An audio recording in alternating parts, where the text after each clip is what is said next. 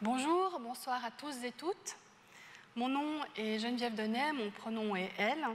Je suis en charge du projet Aînés LGBT pour l'association 360 ici à Genève.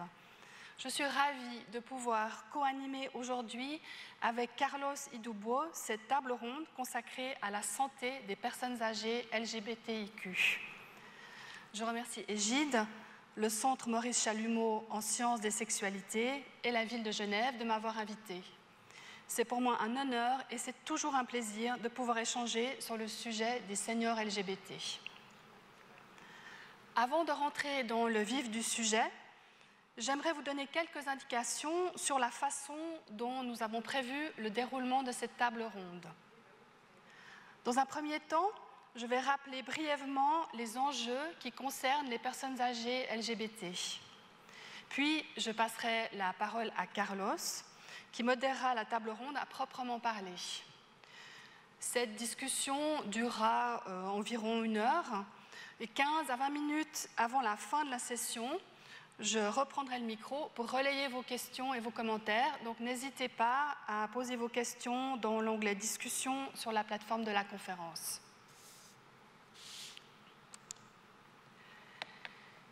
Les militants sont fatigués.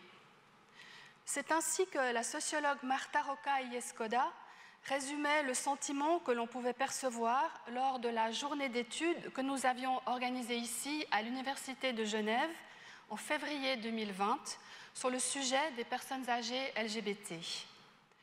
Oui, les militants de la première heure en ont parfois marre de devoir expliquer encore et encore, de se justifier et de devoir se battre toujours.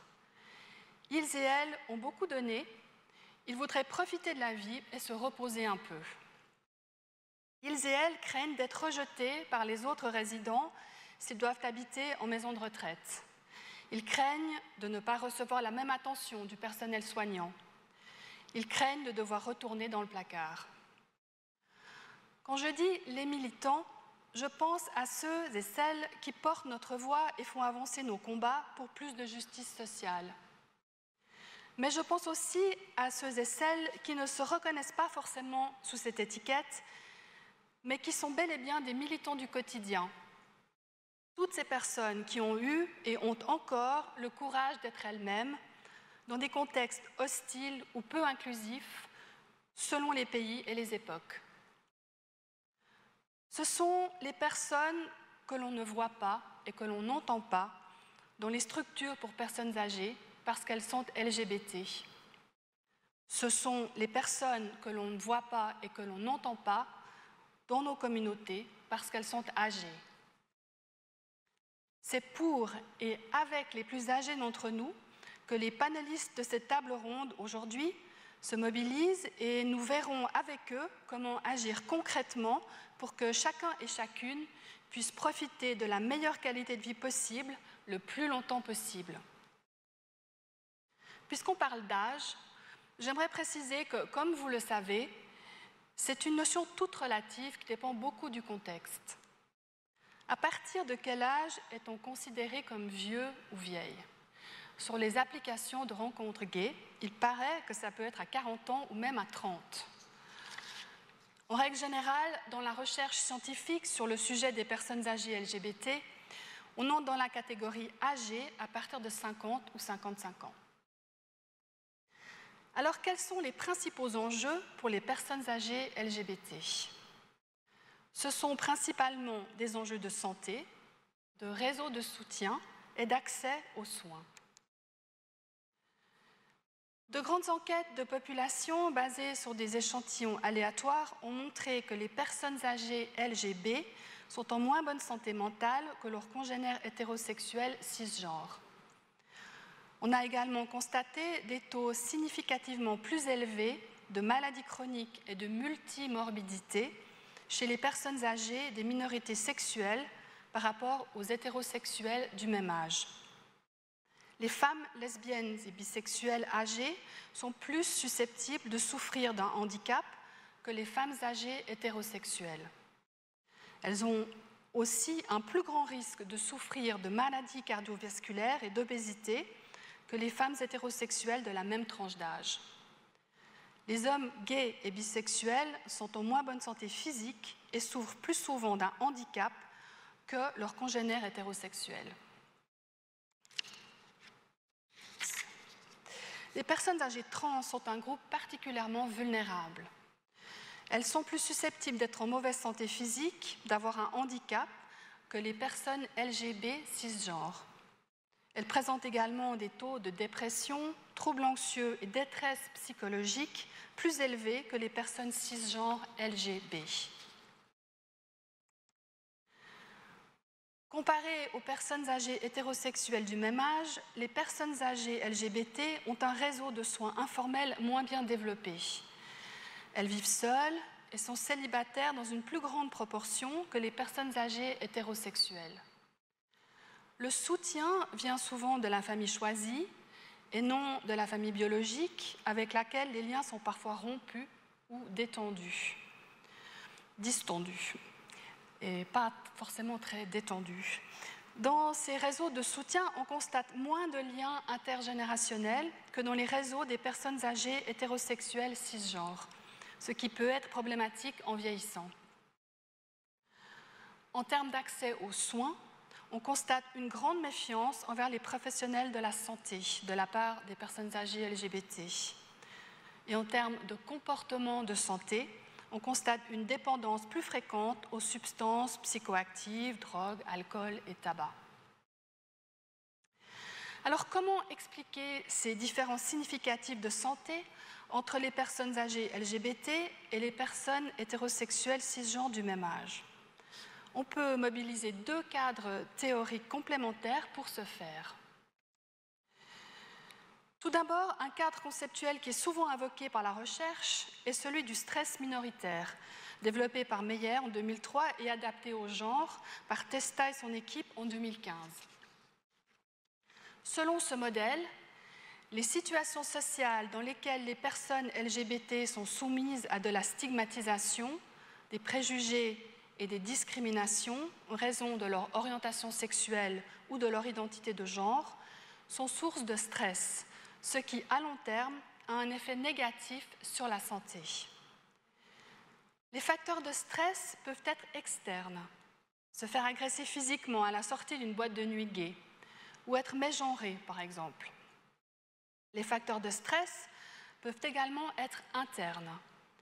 L'anticipation même d'événements stressants, est-ce que je vais me faire agresser si j'embrasse ma partenaire dans la rue, est un facteur de stress, tout comme la dissimulation de son orientation sexuelle ou identité de genre.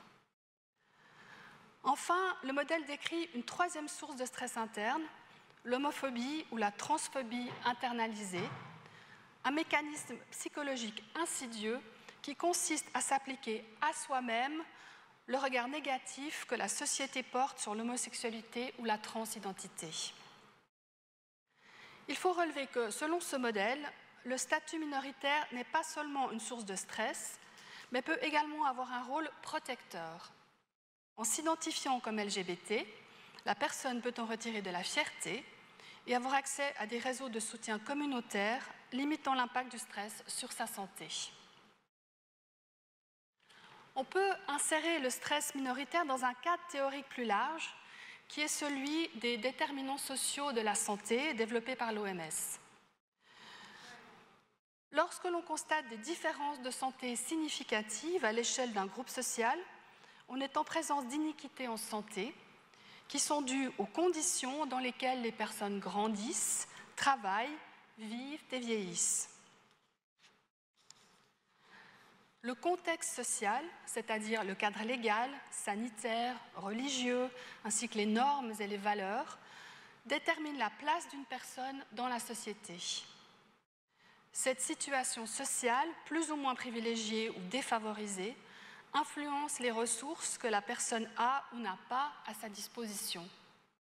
Ce sont ces ressources ou cette absence de ressources qui ont une incidence concrète sur la santé. Donc, les iniquités en santé que je viens d'évoquer sont le résultat d'un contexte structurel défavorable. Nous avons eu largement l'occasion d'évoquer lors de ces 3 jours de conférence l'importance de ce contexte structurel et notamment du cadre juridique qui protège ou non les personnes LGBT dans l'espace francophone. Nous avons aussi évoqué l'importance de faire changer les mentalités en parallèle des avancées juridiques. J'aimerais juste rajouter que dans une approche centrée sur le parcours de vie, il est important de considérer non seulement le contexte actuel, mais aussi le contexte historique dans lequel la personne a passé son enfance et une bonne partie de sa vie d'adulte. L'exposition répétée au stress minoritaire dès l'enfance ou l'adolescence a un effet délétère cumulatif et qui s'aggrave avec le temps. Les discriminations passées, ça laisse des traces. Au cours de ces 3 jours, plusieurs intervenants ont aussi relevé qu'il est crucial d'avoir une approche intersectionnelle en considérant l'ensemble de la situation sociale d'une personne. Donc, je ne vais pas revenir sur ce point. Nous sommes tous d'accord que nous ne nous résumons pas à notre seule orientation sexuelle ou identité de genre, et c'est évidemment valable pour les personnes âgées LGBT. Ce que nous allons voir aujourd'hui avec les intervenants de cette table ronde, c'est comment agir sur les facteurs médiateurs, c'est-à-dire comment limiter les contraintes, et notamment l'impact du stress minoritaire, et comment augmenter les ressources des personnes âgées LGBT pour améliorer leur santé et leur bien-être.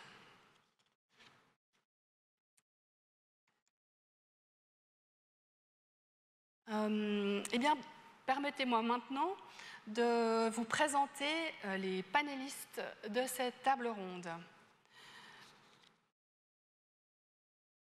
Je vais passer sur les références, je les mettrai à disposition sur la page de mon profil. Je crois que c'est comme ça que ça a été prévu. Donc, revenons à nos panélistes. J'aimerais tout d'abord vous présenter Hamdi Khalifa. Bonjour Hamdi. Bonjour. Hamdi, tu nous rejoins depuis la Tunisie, bienvenue. Hamdi Khalifa est un militant engagé des droits de l'homme et des LGBTIQ avec une vaste expérience dans le secteur des ONG. Il a auparavant travaillé en Tunisie et dans la région du Moyen-Orient et de l'Afrique du Nord sur les questions LGBTIQ et a contribué au plaidoyer, à la stratégie, à la recherche et à la formation. Il est membre fondateur et ancien membre du bureau de 2 organisations LGBTIQ en Tunisie, Damji et Arken for Minorities. Au début de sa carrière, il s'est concentré sur les droits de l'homme, le dialogue interculturel et les initiatives de paix aux États-Unis. Peu après la révolution tunisienne, en 2011, il a travaillé avec différentes organisations internationales pour soutenir la transition démocratique. Il a travaillé avec des partis politiques, des organisations de la société civile et d'autres acteurs sur la participation politique, les élections et l'engagement de la société civile avec des groupes clés tels que les jeunes, les femmes et les minorités en Tunisie et dans d'autres pays de la région du Moyen-Orient et de l'Afrique du Nord. Hamdi Khalifa travaille actuellement en tant que consultant indépendant, se concentrant sur le renforcement des capacités et le développement organisationnel technique par la recherche, le développement de stratégies et le renforcement des capacités. Hamdi est titulaire d'une maîtrise de l'Université Pace en administration de l'éducation et d'une maîtrise en affaires mondiales de l'Université de New York. J'accueille maintenant Julien Rougerie. Julien nous rejoint depuis Montréal. Bonjour Julien. Bonjour Geneviève. Julien Rougerie est diplômé d'un master en gestion de projet de l'Université de la Sorbonne en 2011. Il œuvre depuis en tant que professionnel de la gestion pour des projets ou organismes à but non lucratif. En 2017, il a rejoint la Fondation Émergence à Montréal et est responsable du programme de sensibilisation à la diversité sexuelle et de genre en milieu aîné. Ce programme s'appelle « Pour que vieillir soit gai ». Il offre notamment des formations pour aider les professionnels à offrir des services plus accueillants et plus inclusifs pour les personnes aînées LGBT. Nous avons aussi le plaisir d'accueillir Stéphane Sauvé. Stéphane nous rejoint depuis la France, Paris, sans vouloir trop m'avancer, je ne suis pas sûre, mais tu confirmeras. Bonjour Stéphane. Bonsoir Geneviève, on est à Paris, mais personnellement je vis dans le Pays Basque, dans le sud-ouest. Quelle chance tu as. Stéphane Sauvé est délégué général de l'association Les Audacieuses et les Audacieux. C'est un ancien directeur d'EHPAD, donc de maison de retraite médicalisée. Il est cofondateur du projet Maison de la Diversité, un projet d'habitat participatif pour seniors LGBT en France. Et finalement, nous avons le plaisir d'accueillir Carlos Idubuo, qui co-anime cette table ronde. Carlos, bonsoir Carlos, tout d'abord, tu nous rejoins depuis la Côte d'Ivoire. Bonsoir Geneviève. Bonsoir ou bonjour, excuse-moi. Carlos Idubuo est originaire de la Côte d'Ivoire et vit au Canada depuis 2006. Il se définit comme queer féministe de genre non conformiste. Ses expériences professionnelles portent essentiellement sur la gestion de projets en lien avec les droits humains, la violence basée sur le genre et la santé sexuelle de la reproduction et des droits. Carlos siège dans divers conseils d'administration, notamment le réseau Dignité Canada et North America Men Engage. Carlos, je te cède la parole, c'est à toi.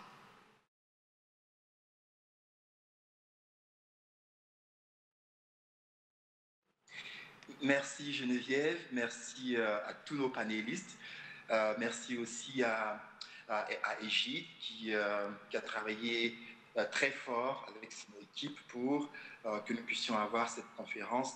Avant de commencer, je tiens à remercier et surtout à saluer la mémoire de tous les militants et toutes les militantes à travers le monde qui ont travaillé pendant plusieurs années, presque 2 décennies, pour que nous puissions avoir cette organisation qui est la première organisation internationale LGBT francophone.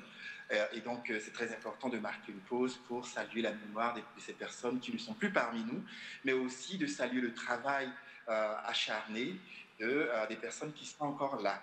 Et c'est grâce à leur travail que nous puissions avoir des organisations comme Égide et aussi de rester toujours debout au front.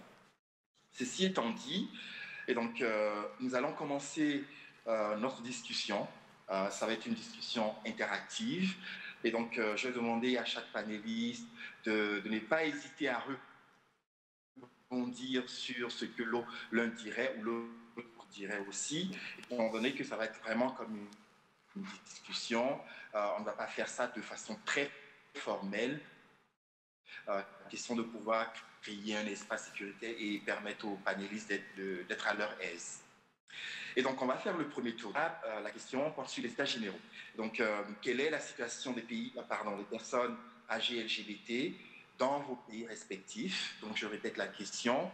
Quelle est la situation des personnes âgées LGBT dans vos pays respectifs?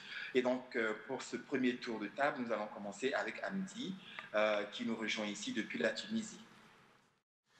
Bonjour, merci Carlos. Pour commencer, peut-être qu'il faut rappeler que qu'en Tunisie, l'homosexualité est toujours un crime. On a un article bien spécifique, l'article 230 du Code pénal tunisien, qui considère l'homosexualité comme un crime punissable jusqu'à 3 ans de prison. Cela complique les choses pour toute la communauté LGBT et surtout pour les personnes moins jeunes, disons, qui appartiennent à une autre génération.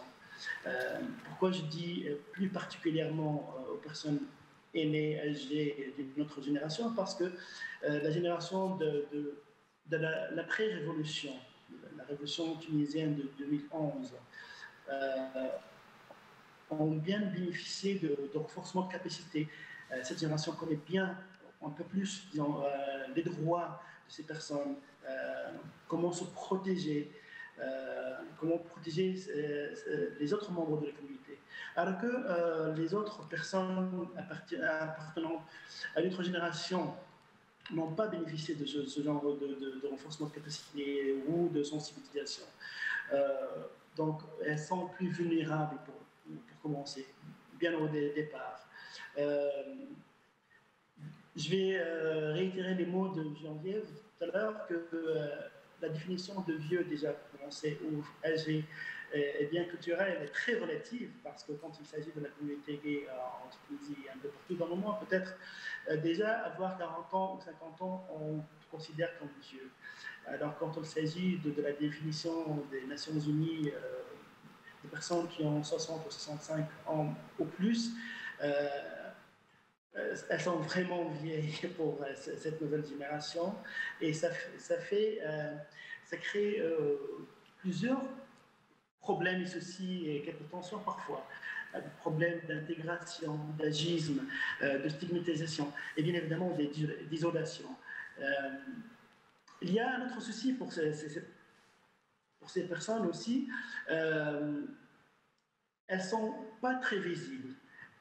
Il y a un problème de visibilité pour ces personnes parce qu'elles ne sont pas très encouragées et la plupart du temps, elles sont hésitantes de se faire voir, parce que faire un coming out, ça demande beaucoup de courage, et parfois, quand on vit dans un contexte très répressif, on finit par ne pas révéler son orientation sexuelle, et ça devient un problème. Donc on s'intègre de moins dans la grande communauté.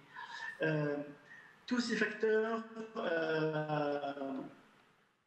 contribuent à une certaine isolation, c'est vrai, mais il y a le plus grand phénomène et problème, c'est que la communauté LGBT n'est pas reconnue et acceptée par l'État. Bien sûr, quand on a une loi comme celle-ci, on ne va pas être accepté ni soutenu.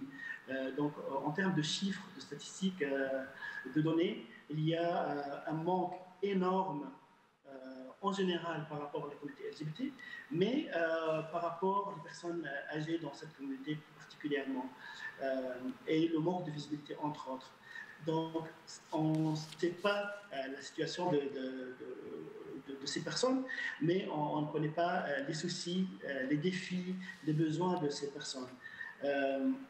Ça veut dire quoi? Que l'autre alternative est de compter sur les efforts des associations de la société civile tunisienne, soit les associations LGBT ou les autres associations alliées, pour faire le travail, pour écouter ce groupe de personnes et pour répondre à leurs besoins, leurs soucis et tout le reste.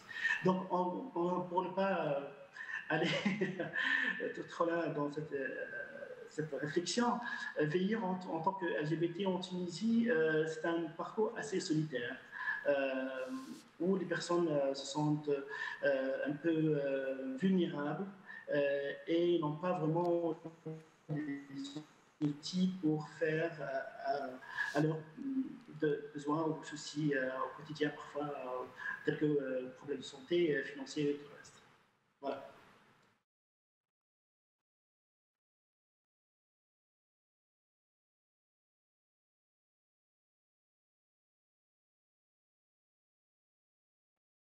Merci beaucoup, Hamdi, pour ce survol, dans lequel on pourrait retenir quand même deux points très essentiels. D'une part, la question de la criminalisation, dans laquelle les personnes LGBT en Tunisie essaient de se frayer un chemin, de travailler très fort afin de faire reconnaître leurs droits. Espérons qu'un jour ça arrivera, mais pour l'instant, ce qu'on pouvait retenir aussi, c'est que la question du vieillissement est certes abordée, mais est une question aussi très nouvelle, et que vieillir en Tunisie en tant que personne LGBT est égal à isolement.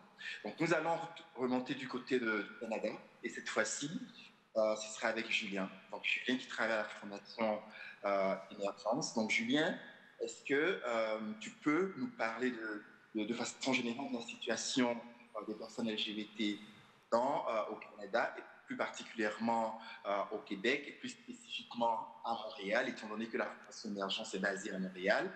Et puis, par ricochet, nous parlons aussi de travail. Oui, merci, merci Carlos.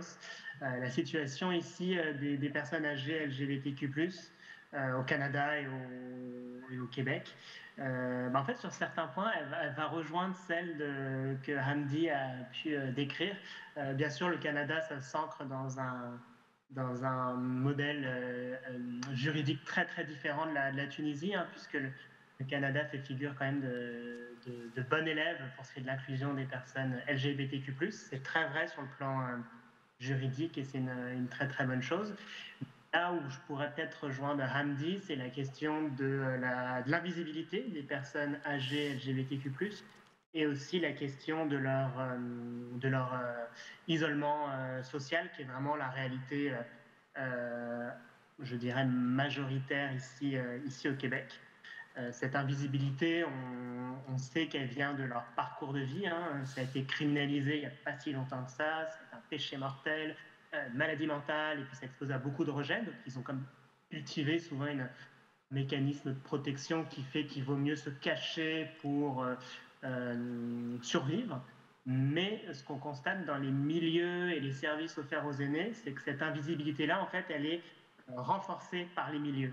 Souvent de façon non active, souvent de façon non violente, mais il y a une culture dans les milieux de santé, services sociaux, les milieux d'hébergement, où on maintient cette invisibilité-là, on maintient le tabou et on maintient les craintes que les personnes âgées LGBTQ+, peuvent avoir à l'idée de est-ce que je dis ou je dis pas que je suis une personne LGBT. Donc c'est vraiment, certes, il y a le parcours de vie des personnes, mais il y a aussi le maintien du tabou qui reste très très présent ici dans le milieu de la santé, services sociaux et hébergement. Il y a le poids de l'agisme hein, qu'il faut ajouter à l'homophobie, la transphobie. On est vraiment à l'intersection des deux. Et puis ce qu'on peut voir parfois dans les milieux de santé, services sociaux, hébergement, etc., c'est vraiment une forme de déni. Hein. On fait comme si ça n'existait pas. Alors qu'on sait qu'il y a 10% de la population qui est LGBTQ+, donc il y a 10% des personnes âgées qui sont LGBTQ+. Et ici, dans la plupart des résidences, souvent, on va nous dire « Ah ben nous, on n'a jamais eu une personne LGBT. Il n'y a jamais eu quelqu'un qui, une fois, a dit qu'il était LGBTQ+, alors qu'on est quand même au Québec, au Canada, à Montréal même, en 2021. Donc la situation est quand même demeure assez préoccupante, malgré les avancées juridiques et le fait qu'ici au Québec, dans un plan d'action contre la maltraitance faite envers les personnes âgées, on a mis en avant le fait que le déni de l'orientation sexuelle, ça constituait une forme à part entière de maltraitance. C'est une forme de maltraitance qui peut être organisationnelle, hein, lorsqu'on offre des milieux qui poussent les personnes vers l'invisibilité ou vers le retour sur le placard, et aussi une forme de violence psychologique, puisque les personnes s'isolent, se replient sur elles-mêmes. Comme disait Geneviève en introduction, hein, on sait que ça a des conséquences directes sur leur santé, sur leur bien-être, mais aussi sur tout ce qui est exposition à la maltraitance et aux questions d'intimidation, etc. Donc voici en gros pour la situation telle qu'elle est au Canada. Bien sûr, il y a des initiatives plus positives. On travaille avec des résidences, j'en parlerai un petit peu plus tard dans une deuxième partie. Il y a des initiatives timides, mais en majorité, on reste dans l'invisibilité la plus totale et puis le maintien du tabou dans les milieux de santé, services sociaux et hébergement lorsque l'on parle des populations âgées. Chez les plus jeunes, on voit le progrès, mais chez les personnes plus âgées, c'est comme si pas grand-chose s'était passé, en fait, finalement, au point de vue de l'évolution des mentalités.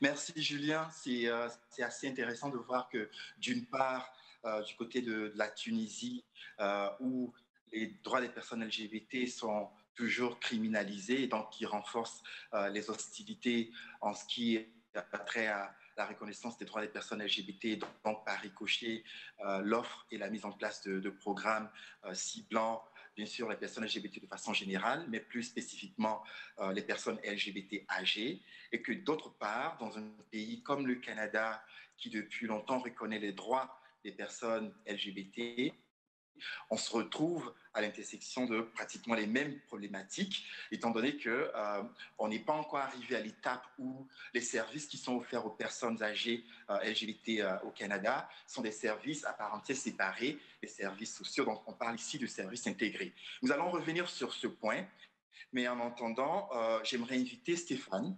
Donc, Stéphane, à qui je vais demander de nous peindre un tableau assez, je dirais, exhaustif, mais aussi assez détaillé de la situation en France. On sait qu'il y a beaucoup de choses qui se passent en France, mais en même temps, on ne sait presque rien. Et donc, étant donné que Stéphane est avec nous ce soir, donc je vais lui passer le micro. Stéphane, qu'est-ce que tu peux nous dire sur la situation du vieillissement en France? Merci Carlos. Alors, je vais compléter un petit peu ce qu'a dit Julien parce que côté Europe, on est les petits frères du Canada en termes d'évolution des lois et des droits. L'évolution des mentalités va aussi avec. En France, on estime qu'il y a à peu près, donc on est 67 millions de personnes en France. Donc on estime la part des personnes LGBT de plus de 60 ans à 1 million. Donc 1 million, c'est quand même assez significatif. Quelques déterminants de population, 65% de ces personnes vivent seules et 90% n'ont pas d'enfants. Donc, c'est une problématique de ne pas avoir d'aidants naturels quand on va vieillir, puisque en général, dans nos cultures, notamment en Europe, ce sont les enfants qui prenaient en charge les aînés, ce qui là, statistiquement, fait défaut à cette population puisqu'il n'y a pas d'enfants. On a, pour compléter les propos de Geneviève en introduction, un taux de suicide de la personne âgée LGBT qui est de 2 à 7 fois supérieur à celui des hétérosexuels. Donc ça, ce sont des données qui ont été publiées par l'OCDE en 2019 et également une confirmation de la méfiance des personnes LGBT par rapport au corps médical, puisque en France, on estime à 50% le nombre de seniors qui n'auraient pas déclaré leur orientation sexuelle auprès de leur médecin traitant, donc ce qui va forcément poser une question. Aujourd'hui, je confirme aussi le même diagnostic que Julien, à savoir l'invisibilité de ces publics. Alors, si on parle des très très vieux, aujourd'hui en France, on rentre en maison de retraite vers 85-90 ans. Et quand vous faites un sondage, j'en ai refait un il y a encore un mois, est-ce qu'il y a des personnes LGBT dans les personnes qui habitent les maisons? On nous dit non, on n'a pas. Par contre, on a des professionnels qui sont LGBT, donc il y a véritablement cette invisibilité qui est forte. Alors, je parle, on dit personnes LGBT, mais vieillissantes. On n'a absolument aucun recul sur les personnes trans. Parce que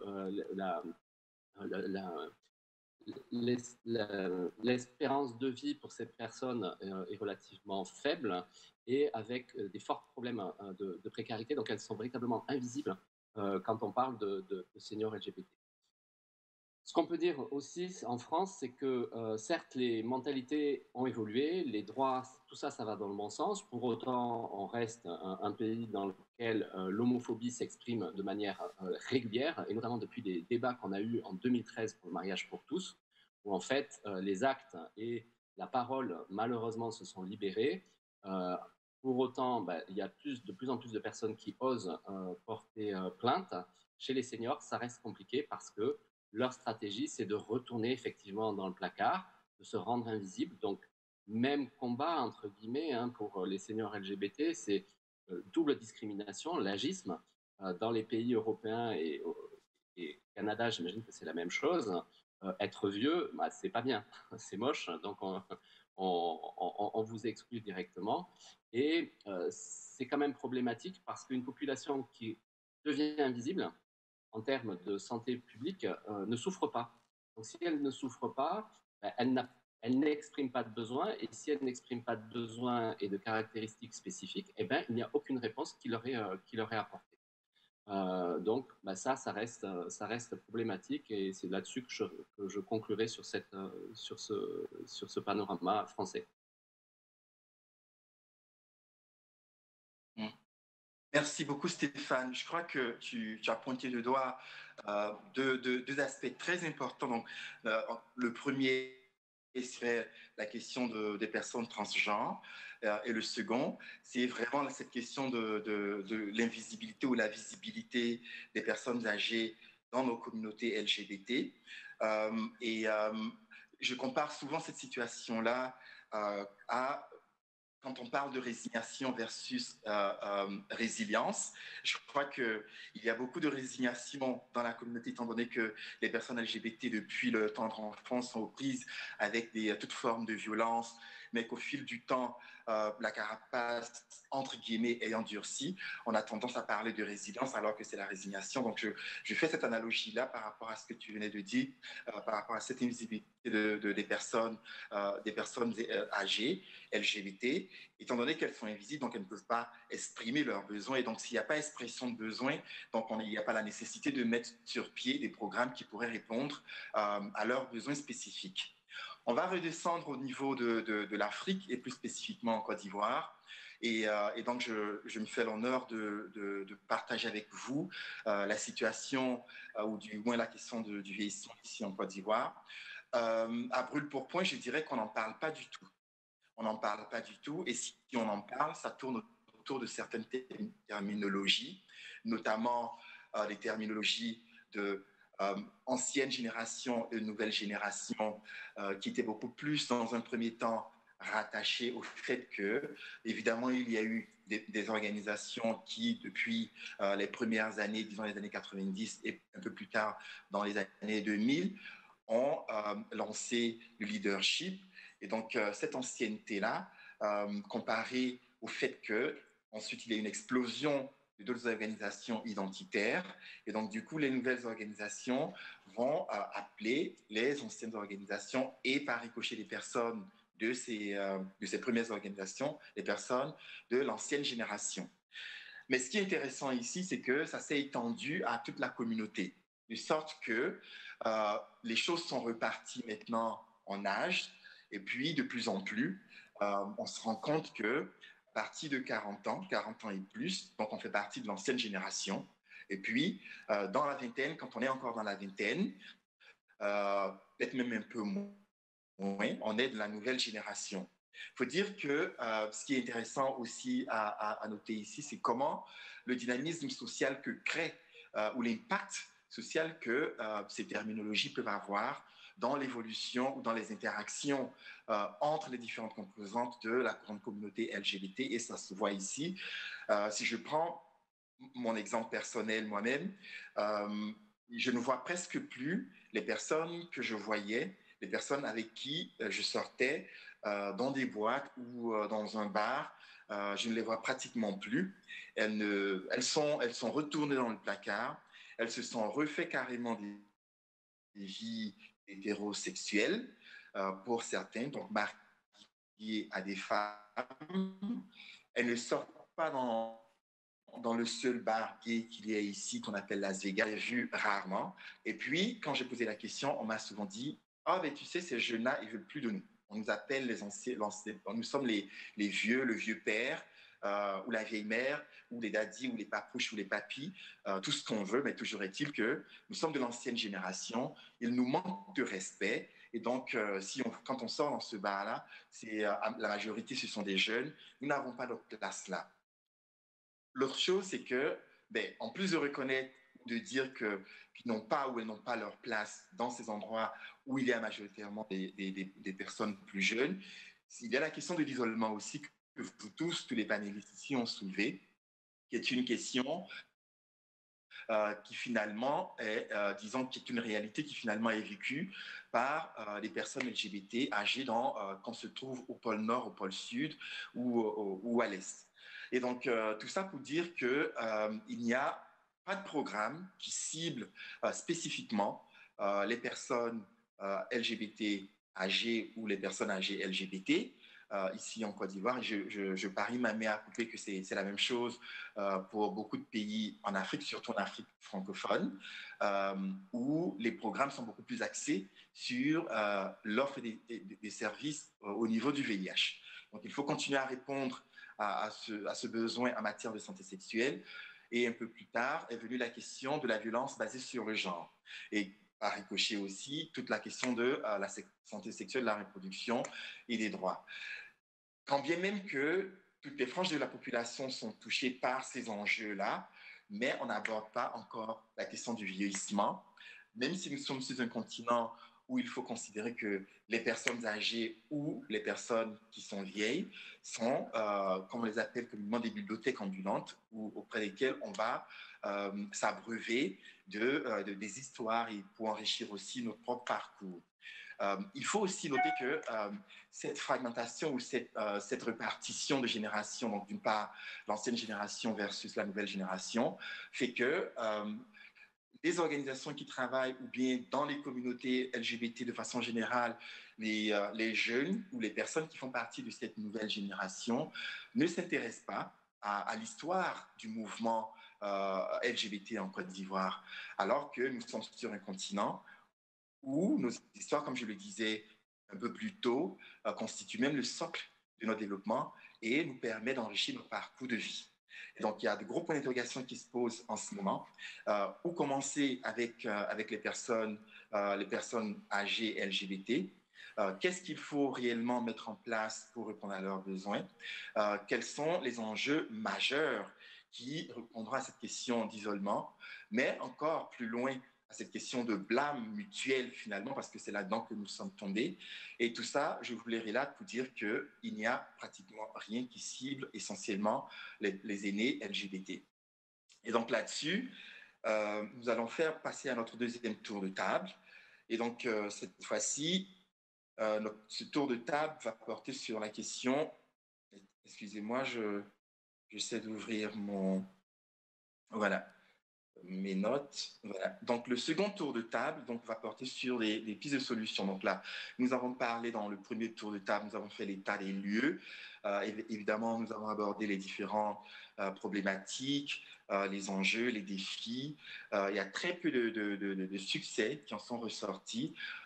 Mais n'empêche qu'il y a quand même des succès et je pense que ce serait très important aussi de tabler là-dessus. Donc, pour vous, quelles sont les actions que vous menez dans vos organisations respectives sur le terrain pour améliorer la santé, donc la qualité de vie, le bien-être des personnes âgées LGBT, et dans quelle direction souhaitez-vous aller? Donc, qu'est-ce que vous prévoyez pour le futur? Qu'est-ce que vous entrevoyez dans le futur? Et donc, pour ce second tour de table, je vais commencer par Stéphane. Donc, Stéphane, tu as la parole pour partager avec nous quelles sont les actions qui sont menées par ton organisation et puis, par ricochet, qu'est-ce que tu entrevois? Quelle est ta vision pour le futur?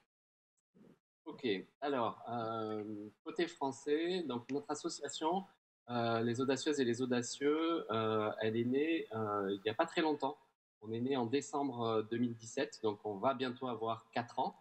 Au départ, on s'est focalisé sur des actions pour rompre l'isolement social. Puisqu'on l'a dit tout à l'heure, hein, je vais le réaffirmer, l'absence de lien social est un facteur aggravant de la dégradation de l'état de santé et potentiellement de la perte d'autonomie. Donc, ce qu'on a mis en place seront des activités et des ateliers de convivialité, mais également des ateliers pour prévenir la perte d'autonomie avec des acteurs du monde du médico-social et du sanitaire. Ça, c'est la première grande action de notre association. La deuxième est de concevoir et de développer donc, un modèle d'habitat inclusif à destination des seniors alors isolés, autonomes ou faiblement fragilisés, c'est-à-dire que l'habitat participatif en France, c'est quoi? C'est véritablement c'est un immeuble dans lequel chacun va avoir son appartement, sa chambre, ses sanitaires, sa cuisine, et on va retrouver des parties communes pour recréer du lien social et des activités. Et bien évidemment, ces activités et ces salles seront ouvertes à la vie de quartier. C'est-à-dire que pour déconstruire aussi les clichés liés aux personnes LGBT, bah, rencontrer les gens et par le lien social nous permettra de déconstruire ces préjugés.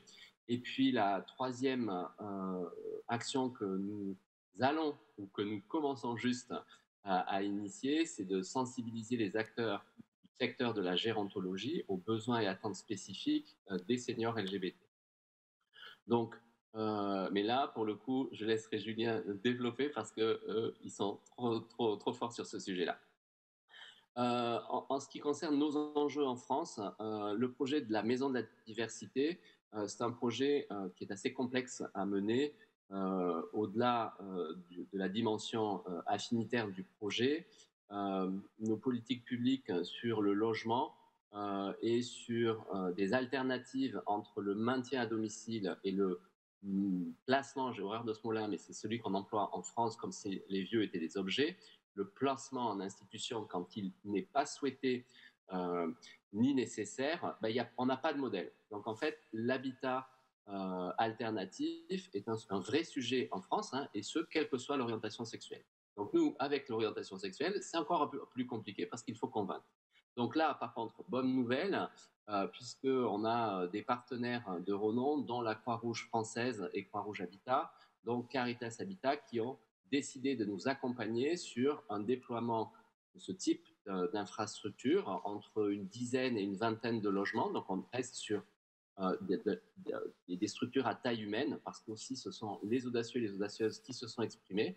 Ils disent, nous on ne veut pas de structure où il y a 200 personnes ou 150 personnes, comme les EHPAD aujourd'hui, et de rapidement faire notre preuve de concept. Donc je vous lâche en avant-première, mais on annonce le 7 juillet à Lyon que la première maison de la diversité en France sera à Lyon. Et pour le coup, une fois qu'on a fait cette preuve de concept, c'est d'essaimer le plus rapidement possible sur toutes les grandes villes françaises.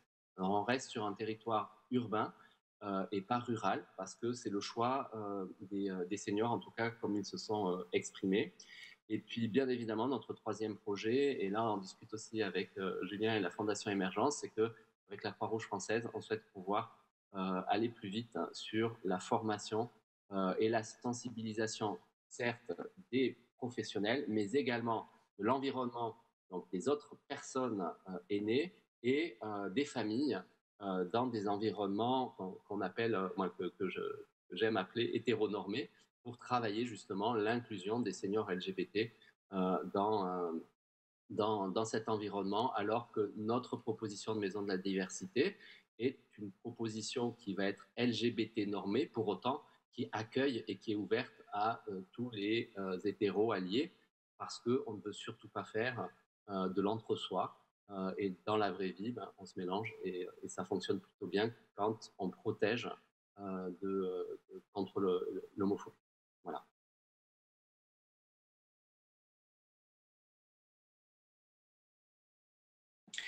Merci Julien. Donc là, nous sommes de plein pied dans le service intégré. Et puis, comme tu le disais, c'est de façon stratégique que ces services-là sont intégrés, étant donné qu'on parle déjà d'isolement. Donc c'est une stratégie pour ton organisation, que ton organisation utilise afin de ne pas renforcer l'isolement chez les personnes âgées LGBT, et donc de créer en fait ce dynamisme interactif entre les personnes LGBT et d'autres personnes âgées hétérosexuelles dans un même environnement. Je suis très curieux par rapport au succès de cette approche-là, et donc du coup nous allons revenir sur la question, mais en attendant, je vais passer le micro à Hamdi. Hamdi, dans le premier tour de table, tu avais mentionné un aspect culturel. On s'entend bien que nous sommes en Tunisie, et donc la Tunisie qui criminalise donc les droits des personnes LGBT. N'empêche qu'il y a peut-être des initiatives que tu voudrais partager avec nous, avec cette approche culturelle, si évidemment cette approche culturelle est utilisée dans la façon de répondre aux enjeux que vivent les personnes âgés LGBT en Tunisie. Merci Carlos. C'est très correct, c'est vrai qu'il y a un aspect culturel. D'ailleurs, il faut faire la différence entre les personnes LGBT qui sont dans le placard, qui ont décidé de se marier, d'avoir leur famille biologique et s'offrir peut-être moins en termes d'intégration au sein de la société et d'acceptation, et surtout avoir une prise en charge presque garantie quand elles seront plus âgées. Alors qu'il y a d'autres personnes qui ont fait un autre choix un peu plus difficile de vivre leur orientation sexuelle librement et ouvertement. Et d'habitude, c'est des personnes qui sont beaucoup plus visibles, qui ont souffert beaucoup des conséquences de l'homophobie ou de transphobie, et qui finissent dans la plupart du temps leur vie avec quelques personnes qui sont leur famille de choix, mais pas de famille biologique forcément dans ce cas. Donc il y a deux types. Donc c'est assez nuancé. Pour la prise en charge des personnes âgées, culturellement en Tunisie et dans cette partie du monde, venir d'habitude, on est pris en charge par nos enfants, par la famille immédiate, biologique, ou parfois par d'autres personnes de la grande famille. Et c'est une responsabilité morale de le faire pour les personnes aînées, bien sûr. Ce qui donne un aspect assez spécifique parce que les initiatives, par exemple, de maisons de retraite pour les personnes âgées en Tunisie, ça reste très timide parce que c'est une honte sociale de laisser ses parents dans un tel endroit alors qu'il faut assurer la prise en charge physique, morale, psychologique et financière directement soi-même. Donc, il y a ce côté culturel et parfois un peu religieux aussi. Mais il faut dire qu'il n'y a rien qui a été vraiment spécifiquement fait pour les personnes LGBTQI âgées, ce qui est une très grande opportunité parce que l'État ne fournit pas de services, parce qu'on ne reconnaît pas les personnes LGBT pour commencer. L'existence de personnes LGBT est carrément illégale. Donc, ça laisse libre espace et beaucoup d'espace pour créer les choses, pour vraiment mettre les premiers blocs pour construire tout, en fait. Ça veut dire quoi aussi? Que le manque de données, de statistiques, de chiffres officiels, ça va nous aider à vraiment à quantifier et à tirer des observations et des besoins de ce groupe cible, en fait.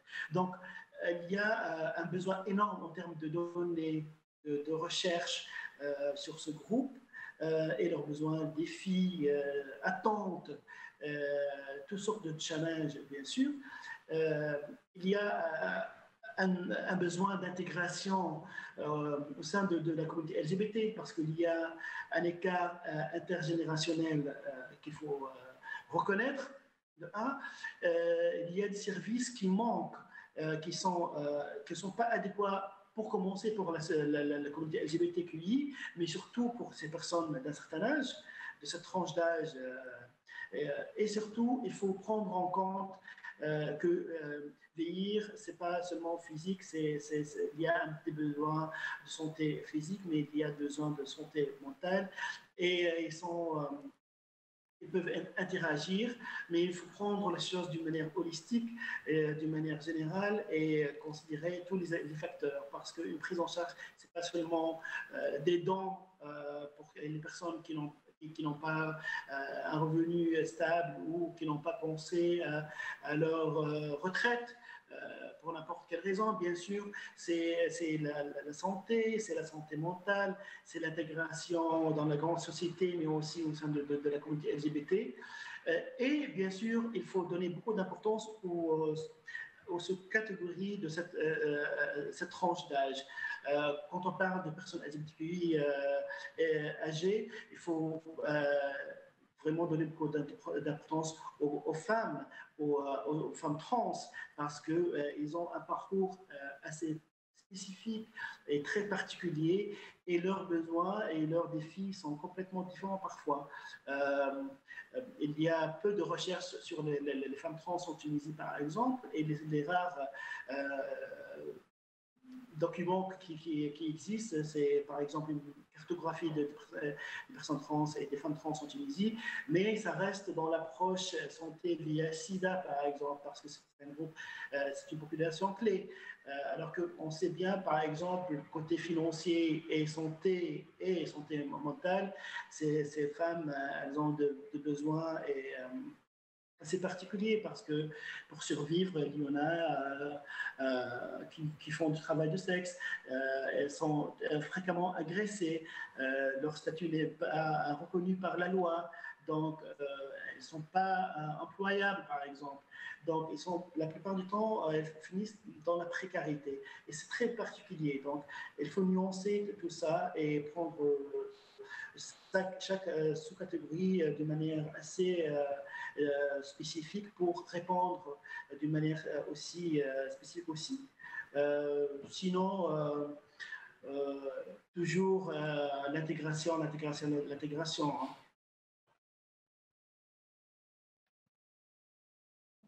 Merci beaucoup, Hamdi. D'une part, la difficulté à outrepasser le poids culturel par rapport à l'assistance apportée aux personnes âgées ou aux aînés.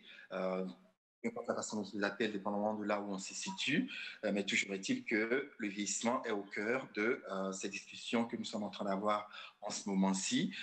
Également, Hamdi, tu as souligné un aspect particulier par rapport au travail du sexe qui est finalement comme un échappatoire, étant donné que les personnes qui sont, surtout les personnes trans, qui sont aux prises avec toutes ces formes de violence dans un milieu qui est déjà fortement hostile, n'ont pas d'autres voies et moyens de survie que de s'adonner au travail du sexe. Mais aussi, ce qui est important là-dedans, c'est que, et comme Stéphane le disait, Stéphane le disait un peu plus tôt, c'est que les personnes trans ont tendance à, en plus de renforcer leur invisibilité, mais elles ont tendance à ne même plus exister en âge avancé, étant donné que toutes les violences auxquelles elles sont prises, finalement, écourtent leur vie.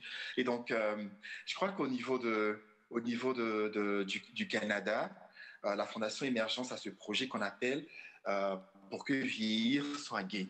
Et donc, Julien, tu vas non seulement nous parler un peu plus en détail de ce programme, mais quels sont les genres de partenariats ou de collaboration que vous avez pu mettre en place pour, d'une part, la réussite de ce programme, mais d'autre part, pour aussi continuer votre travail de sensibilisation et de pouvoir toucher aussi d'autres enjeux qui sont finalement en lien avec la question du vieillissement.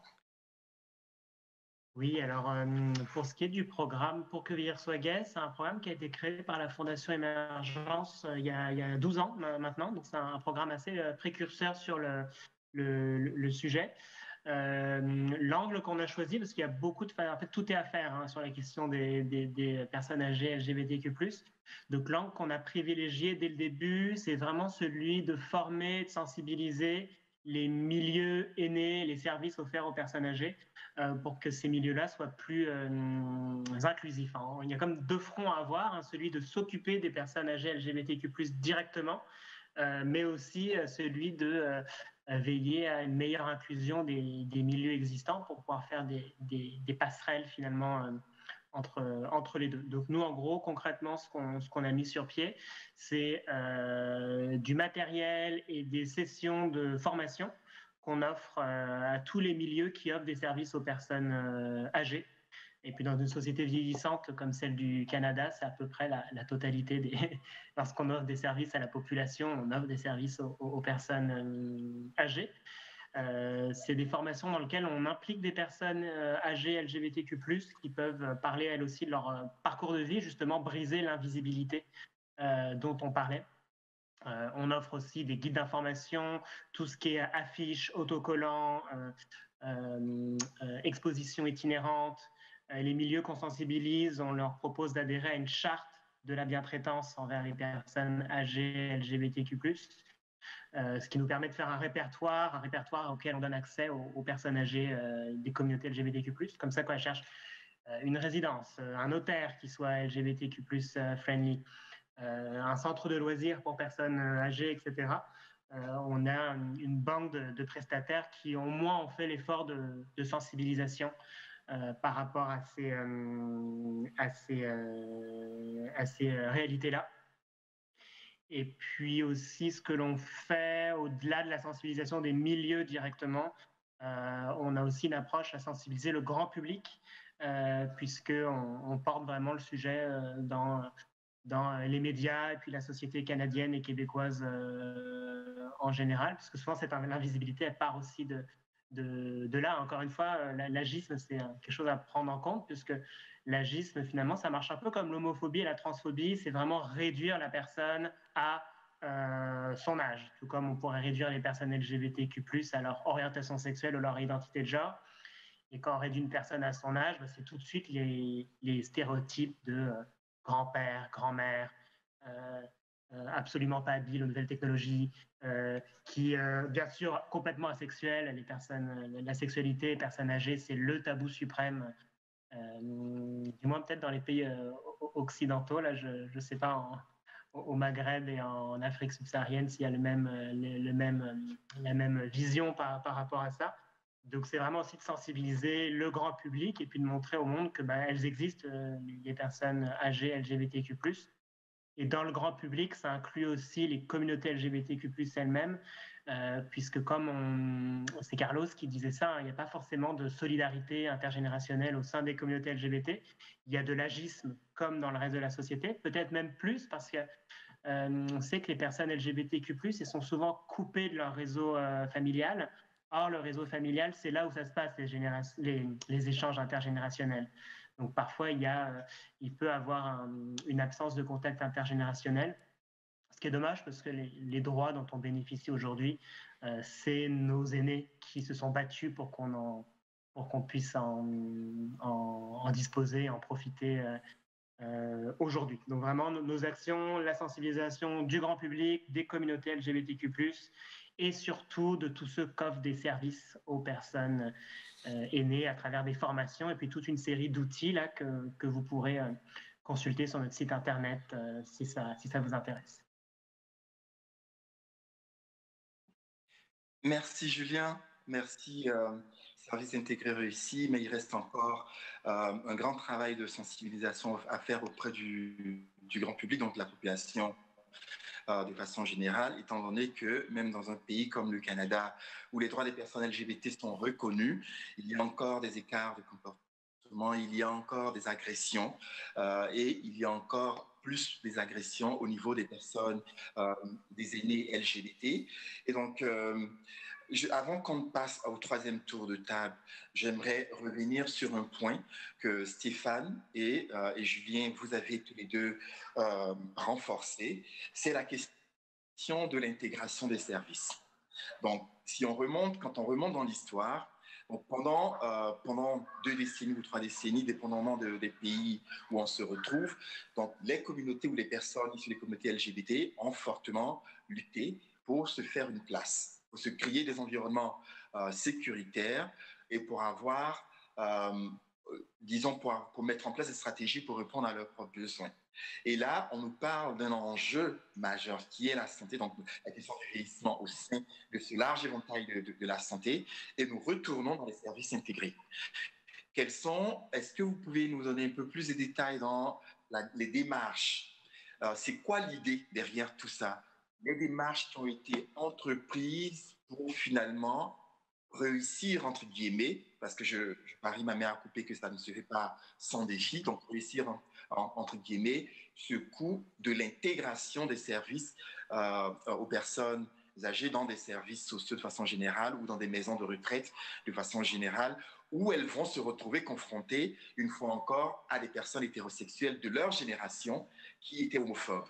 Comment vous expliquez ce jeu où les choses s'entremêlent? C'est quoi la stratégie et c'est quoi qu'est-ce que vous pouvez partager avec les personnes qui sont en ligne comme stratégie si éventuellement elles ont envie d'entreprendre les mêmes démarches dans leur pays respectif? Moi, je commencerai par Stéphane. J'allais proposer à Julien de commencer, mais bon. Ah, d'accord. Non, parce qu'il y a une longueur d'avance quand même au Canada et la stratégie qui a été choisie n'est pas la même que celle qu'on a décidé de prendre. En France, nous, on a choisi de travailler donc, sur ce projet de la Maison de la Diversité. Hein. Donc, je rappelle, hein, on est plutôt sur une minorité qui va accueillir des hétéro-alliés et non pas l'inverse.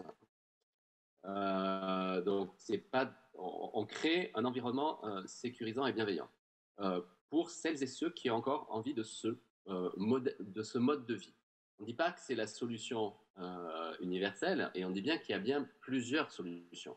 Soit on travaille l'inclusion de la population LGBT dans le milieu hétéro, et ça peut passer par de la sensibilisation, de la formation, de la visibilité, une charte, des labels, etc.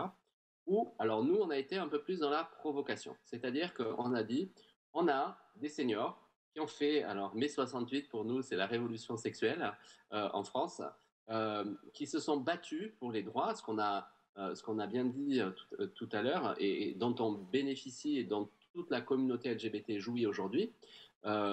Pour autant, ces gens-là, alors aujourd'hui, ils ont entre 65 et 75 ans. Et ces gens-là n'ont pas envie et ne retourneront pas dans le placard. Donc, c'est-à-dire que pour eux, c'est même pas envisageable de refaire un coming out. Donc, nous, on s'est dit, on va prendre ces plus jeunes seniors et leur proposer un mode d'habitat qui leur correspond.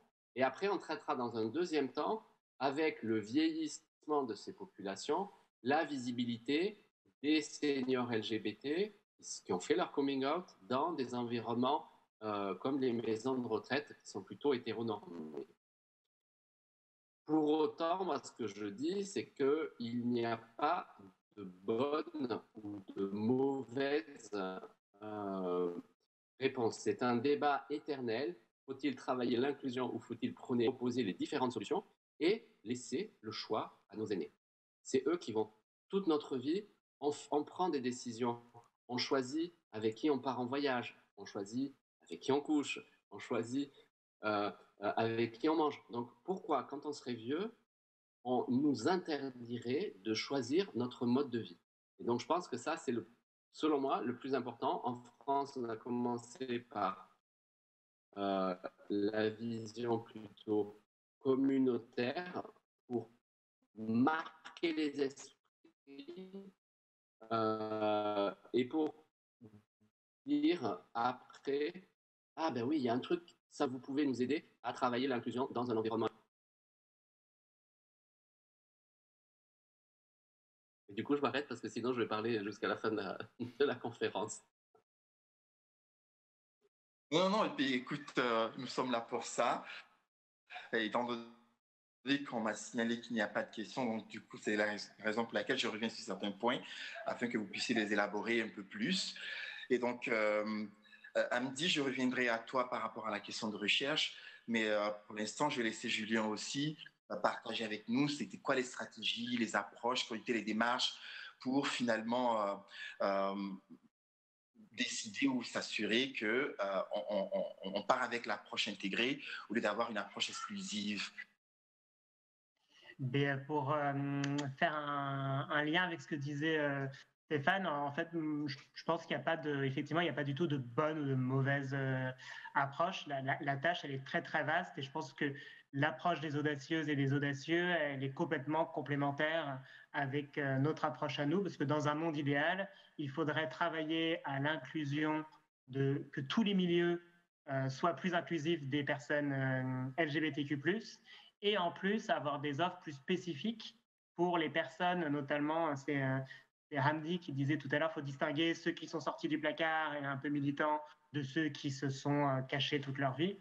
Donc en fait, les deux offres sont nécessaires. Il y a les personnes pour qui c'est hors de question d'entrer dans le placard et qui veulent un milieu à tout prix sécuritaire et pas y penser à deux fois avant de parler ou de mentionner le fait que ce sont des personnes LGBTQ+. Mais il faut aussi que tous les milieux soient inclusifs, parce que peut-être que la personne qui est restée dans le placard toute sa vie et qui a par exemple la maladie d'Alzheimer, qui commence à perdre ses filtres, etc., par rapport qui va devenir moins habile, par exemple, à dissimuler qui elle est, cette personne-là, elle sera très heureuse d'être dans un environnement où peut-être qu'elle se sentira finalement pas tant en danger que ça à l'idée de révéler par accident ou volontairement que c'est une personne LGBTQ+. Donc vraiment, les deux axes sont absolument complémentaires et absolument nécessaires. Après, effectivement, comme disait Carlos, pour donner des conseils aux pays qui veulent avoir des initiatives pareilles, après, effectivement, chacun peut choisir sa stratégie parce qu'il faut commencer quelque part et malheureusement, nous, on aimerait bien aussi travailler à développer des résidences LGBTQ+, au Québec, mais ce n'est pas un mandat ou des ressources qu'on a dans lesquelles on peut s'engager tout de suite. Mais effectivement, s'il faut choisir, on peut choisir soit le côté provoquant, comme disait Stéphane. C'est vrai que les médias vont adorer. Dans les médias, on nous pose souvent la question pour ou contre les résidences LGBTQ+. On est évidemment pour, mais c'est quelque chose qui peut susciter des divisions ou des débats. À la Fondation Émergence, est-ce que c'est le côté canadien, on est plus low profile, on est plutôt dans la collaboration et, les révolutions sont tranquilles ici. Donc ça dépend du contexte social de chaque pays, mais j'insiste sur le fait que les deux approches sont complémentaires et selon moi absolument nécessaires. Après, par laquelle commencer s'il faut choisir, libre à chacun des organismes.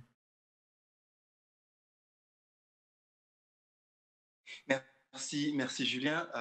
Là-dessus, je voudrais ajouter que dans le contexte canadien, ne perdons pas de vue que nous sommes dans un pays où il y a deux langues officielles, donc l'anglais et le français.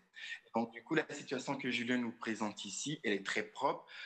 C'est une situation qui est spécifique au Québec, étant donné que le Québec est vraiment la seule province ou le seul pays franc. D'autres parties du Canada aussi, il y a des provinces qui sont anglophones, comme le cas de l'Ontario, surtout la ville de Toronto, où les services en français, il faut quasiment les commander et obtenir ces services en français-là était le travail acharné des premiers francophones qui sont allés vivre à Toronto et qui d'ailleurs continuent de faire mains et pieds pour faire avancer ce dossier-là. Et donc, évidemment, les langues constituant un déterminant social de la santé, surtout dans un contexte où on parle de minorité linguistique. Donc, on va comprendre que pour des personnes âgées qui sont dans ces maisons de retraite-là, qui d'une part ne sont pas exclusivement réservées aux personnes LGBT de façon générale, mais que ce sont des services intégrés, des services intégrés en anglais, où des personnes âgées devront naviguer pour l'accès de ces services-là dans une langue qui est une langue seconde. Et on sait tous et toutes que quand on vieillit, on perd la capacité, Stéphane parlait tout à l'heure de perte d'autonomie, donc on perd la capacité de pouvoir s'exprimer comme on veut dans sa seconde langue. Et c'est l'un des enjeux majeurs auxquels sont aux prises des personnes LGBT aînées en Ontario et aussi dans d'autres provinces anglophones. Quand bien même qu'en Ontario, par exemple à Toronto, il y a le centre d'accueil Héritage, qui est la toute première, qui permet aux francophones d'être là. Mais encore, moi je me souviens à l'époque quand je travaillais pour une organisation qui s'appelle FrancoQueer, donc quand on allait offrir des services ou des activités là, il y avait toujours ce défi. C'était les premières années où les personnes qui n'étaient pas LGBT étant plus nombreuses que les personnes LGBT dans cet espace. Donc, ça créait du clash. Donc, il a fallu vraiment du travail de longue haleine pour emmener les gens à déconstruire certains aspects. Parce que, comme je le mentionnais, ce sont des personnes d'une certaine génération où l'homophobie était encore très présente, où il n'y avait pas encore la reconnaissance des droits des personnes LGBT. Et donc, on s'entend là-dessus que cet enjeu de langue ou cet enjeu linguistique est un point très fort, surtout dans les pays où dit bilingue ou trilingue ou peu importe, où les gens ont l'obligation de pouvoir s'exprimer dans une autre langue, étant donné que les services n'existent pas nécessairement dans leur propre langue, ou du moins la langue qu'ils parlent le mieux. Donc, Amdi, pour revenir à toi, tu avais mentionné la recherche. Et donc, c'est vrai, étant donné que quand on est dans un pays hostile comme la Tunisie, ou quand on est dans un pays où il y a un vide juridique comme la Côte d'Ivoire, et que la question du vieillissement n'est pas une priorité, du moins pour l'instant, mais n'empêche que tout le monde attend de voir des résultats d'une quelconque recherche. Donc, pour toi, quand tu parles de recherche, sur quoi spécifiquement ces recherches porteraient? Quand je parle de recherche, par exemple, il y a dans plusieurs pays, on sait bien, on sait approximativement le nombre de personnes qui s'identifient ouvertement LGBTQI déjà. Et puis, en s'identifiant, on peut disséquer, les partager en termes d'âge, tranche d'âge, ce qui nous aide à rendre l'intervention de la société civile, dans ce cas parce que l'État ne va pas intervenir, on le sait bien, bien spécifique, bien dirigé et orienté à mieux répondre aux besoins de chaque catégorie. C'est ça le but ultime, je crois, derrière la recherche. C'est vraiment de rendre le travail des acteurs différents plus efficace dans ce sens, pour qu'ils répondent mieux aux différents besoins en s'adaptant au contexte socioculturel, économique et surtout politique dans ce pays. Donc ça aide énormément dans ce sens. Et puis dans cette grande catégorie, il y a, comme je l'ai dit tout à l'heure, il y a d'autres sous-catégories qui ont des besoins très spécifiques. Quand je parle des personnes trans, je parle du besoin de reconnaître ces personnes d'une manière légale, besoin d'avoir des documents, parce que avoir accès à la santé est souvent bloqué à cause de ce problème de documents. Quand l'apparence de la personne, du patient ne correspond pas à ces documents, on a un refus carrément catégorique parfois, ou avoir des check-ups, des suivis d'ordre médical pour ces personnes, par exemple, n'est pas assuré d'une manière légale, donc on le fait d'une manière clandestine, et ça met en risque quelques groupes dans la grande communauté, disons. Donc, faire de la recherche, ça nous aide vraiment à donner et fournir de l'aide très spécifique, orientée, dirigée, qui sauverait des vies carrément. Hein. Et puis, c'est très important parce qu'il y a l'autre côté de notre travail. Il y a les acteurs, les associations LGBT, les autres associations qui travaillent sur le genre, les droits humains en général et tout. Mais il y a aussi les bailleurs de fonds. Jusque-là, la plus grande concentration des bailleurs de fonds, c'est vraiment les jeunes. Qu'on ne veuille pas, on veut créer pour un mouvement assez jeune une génération d'activistes qui sait bien les droits, les besoins et tout, qui a des capacités de communication extraordinaires, tout le reste. Mais j'ai l'impression que les personnes âgées aînées de cette communauté, elles tombent un peu dans l'oubli. C'est pas une priorité pour les bailleurs de fonds.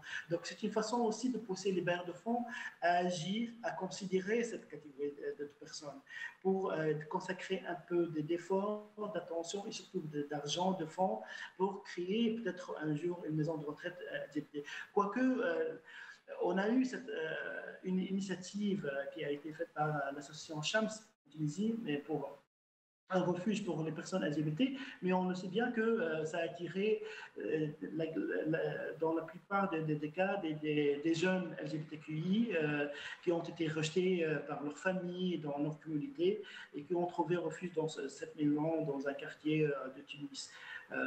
Mais considérer un jour une maison de retraite pour les personnes accueillies en Tunisie, ce serait vraiment un changement de mentalité pour les bailleurs de fonds aussi.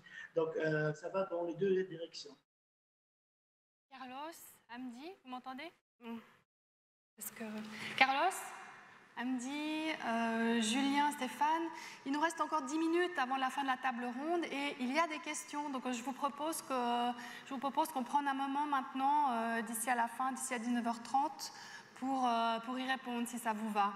Oui. Tout d'abord, quelques commentaires. Oui, bien sûr, je ne sais. Juste une question très technique. Quelqu'un demande comment avoir accès aux documents, aux quelques slides que j'ai projetés en début de session. On les mettra dans l'espace documentaire de la plateforme. Ensuite encore, un autre commentaire, on nous regarde, on nous remercie d'aborder ce sujet très, très important depuis Montréal, depuis la Côte d'Ivoire et depuis le Tchad aussi. Voilà. Et puis, vous avez abordé à plusieurs reprises le thème de l'agisme et de l'homophobie et de la transphobie, la conjonction des deux, qui fait que la situation des personnes âgées LGBT est doublement quelque part discriminée. On a une question à ce sujet qui va aussi faire le lien avec un autre point que vous avez abordé, qui est la question des liens entre les générations, des liens qui sont parfois un peu compliqués.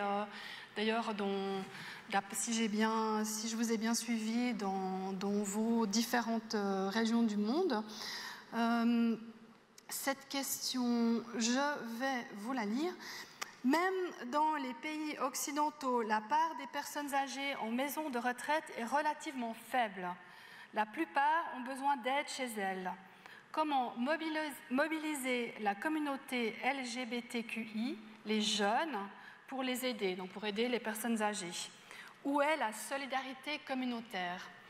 Alors je trouvais que c'est une question qui touchait à plusieurs points qu'on a abordés aujourd'hui et je me demandais s'il y avait l'un d'entre vous qui avait eu l'occasion de mettre en place peut-être un projet justement qui met en lien les générations et qui répond aussi à ce besoin d'aide à la maison et pas seulement de logement communautaire ou de logement inclusif.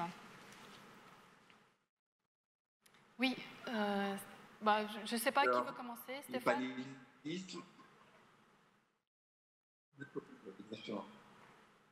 Julien, tu avais levé la main avant moi. Comme tu veux, Stéphane, juste, nous on a un projet qui est assez modeste, qu'on pourrait partager.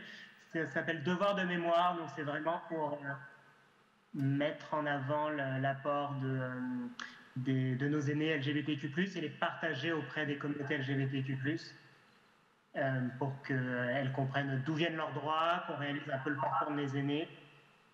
Il y a un écho, je ne sais pas si je suis le seul à l'entendre, et pour que ça puisse être valorisé au sein même de nos communautés, pour que les personnes comprennent d'où viennent leurs droits, et puis aussi qu'elles s'insurgent un petit peu contre le sort qu'on réserve à nos aînés. Ils se sont battus, nous ont donné des droits, et puis on les laisse parfois vivre les dernières années de leur vie dans des milieux ou avec des services qui les poussent à retourner dans le placard. Donc notre initiative modeste là-dessus, c'est notre projet Devoir de mémoire que vous pouvez consulter sur notre page YouTube de la Fondation Émergence. Ok, merci Julien. Et Stéphane, tu voulais apporter un complément ou ajouter quelque chose? Oui, oui. Pour le coup, donc nous en France, on n'a pas suffisamment de recul encore pour avoir cette solidarité intergénérationnelle. Ce qu'il faut quand même rappeler, dans le passé des années SIDA et des années de Cendre, en fait, ce sont la communauté lesbienne qui a été vraiment très très proche et très solidaire de la communauté gay. Donc on sait que cette solidarité entre les différentes catégories ou lettres de la communauté, elle existe. Pour autant, il faut la stimuler. On a réfléchi chez les audacieuses et les audacieux à mettre en place des chaînes de solidarité parce que on s'est inspiré de ce qui se fait aux États-Unis, qui s'appelle Mon Ami. En fait, c'est une plateforme qui géolocalise des jeunes et des plus âgés. Les plus âgés émettent un besoin et des jeunes qui sont dans le quartier s'engagent à rendre possible cette solidarité. Pour autant, ce que l'on observe en France avec le peu de recul que l'on a, puisqu'on a travaillé ça notamment pendant la crise du Covid, c'est que exprimer un besoin d'aide pour un senior qui s'est souvent restreint, c'est compliqué de demander et de dire j'ai besoin d'aide. Donc on n'a pas encore déverrouillé cette problématique pour aller un peu plus loin, mais en tout cas c'est un vrai sujet sur lequel nous on va investir pour plus tard. C'est très intéressant la constatation que tu as faite. Je suis aussi arrivée à la même constatation, c'est que souvent c'est les seniors qui ont envie de faire du bénévolat et qui sont proposeurs d'aide et non pas demandeurs d'aide. C'est intéressant comme dynamique. On avait encore une autre question. Alors, je ne sais pas si vous avez eu l'occasion de regarder cet après-midi la conférence, la discussion avec l'expert indépendant Victor Madrigal-Borlos. C'était en début d'après-midi et il a parlé des seniors LGBTIQ et il a annoncé qu'il allait travailler un rapport sur les personnes LGBTQIAG. Et alors voilà, quelqu'un dans le public me demande si vous allez prendre contact avec l'expert pour cette consultation. Alors je ne sais pas si parmi vous, il y a des gens qui sont au courant de cette démarche.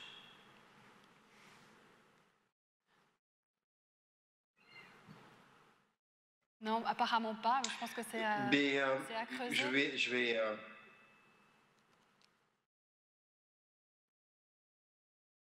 Oui, Carlos?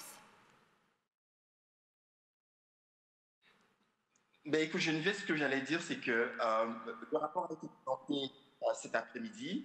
Et donc, évidemment, étant donné que, comme je le mentionnais dans mon message introductif, le vieillissement n'est pas abordé, ce n'est pas un enjeu prioritaire pour beaucoup d'organisations dans différents pays.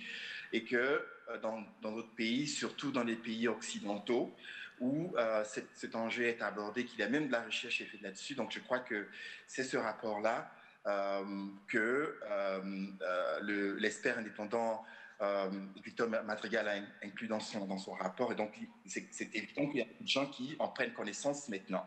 Donc, ce ne serait pas assez évident pour les personnes, les panélistes, de répondre à cette question-là. N'empêche que la question de la recherche au vieillissement reste quand même un enjeu majeur et prioritaire dans les pays, et même les plus hostiles, étant donné que c'est ce qui nous permettrait de pouvoir aller chercher, de comprendre mieux les enjeux spécifiques auxquels il faut répondre. Donc c'est une affaire à suivre en fait. On a encore juste le temps, je pense, de prendre une question très brièvement. Quelqu'un nous demande comment s'assurer que les seniors LGBTQI sont correctement pris en charge médicalement dans leur vieillesse, qu'on tienne compte de leur spécificité de santé, VIH, prise d'hormones pour les personnes trans, C'est vrai qu'on n'a pas abordé la question des personnes qui vivent avec le VIH et qui vieillissent. C'est le cas maintenant, ça arrive très fréquemment, heureusement. Et aussi la question des personnes trans qui prennent des traitements hormonaux sur le long terme, en fait. Est-ce que quelqu'un a eu l'occasion de se pencher sur un de ces deux points?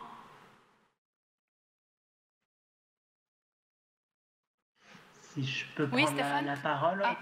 Pardon. J'ai pas levé la main cette fois-ci, pardon. Vas-y, Stéphane. Sur la partie... Alors, nous, on a un point de vue, on ne veut pas rentrer par de la pathologie, parce que c'est déjà stigmatisant. Bien évidemment, vieillir sous hormonothérapie et vieillir avec le VIH sont des sujets qui sont forcément à prendre en compte, sur lesquels, alors en France, le vieillissement sous hormonothérapie, on n'a encore une fois pas beaucoup de recul parce que peu de vieillissement, et de grand vieillissement. Pour autant, les comorbidités sont en train d'être étudiées. Sur le VIH, ça, c'est des sujets, par contre, pour lesquels on commence à avoir un tout petit peu d'expérience et les médecins s'approprient. Donc là, c'est pareil, on est en train de travailler avec SIDAction, qui est une grande organisation en France qui permet de lever des fonds pour la recherche.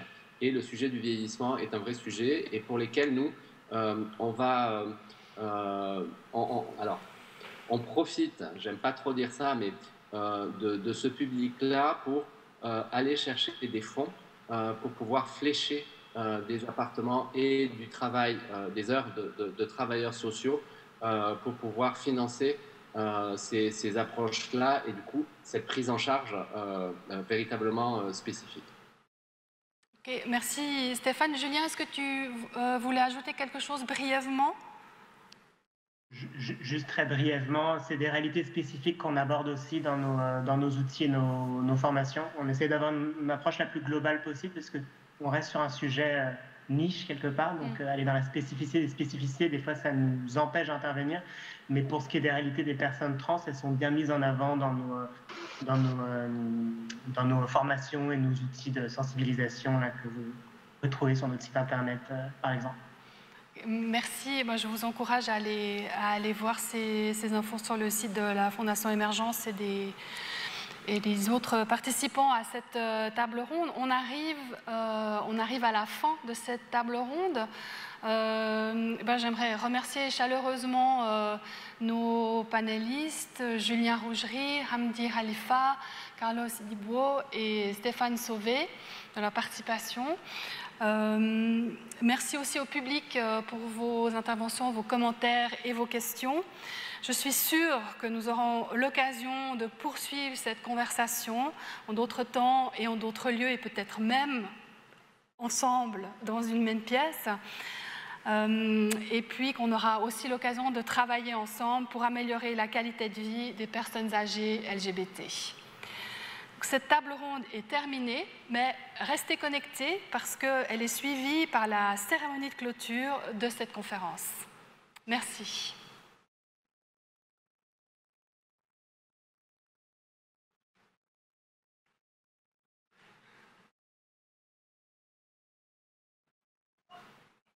Merci Geneviève, merci à tout le monde. Merci tout le monde.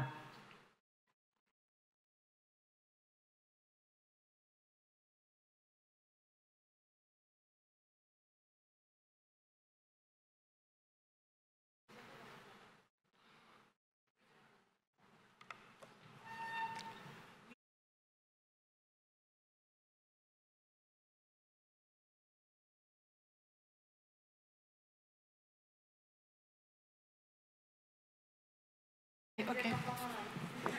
D'accord. Guillaume, tu es devant la caméra.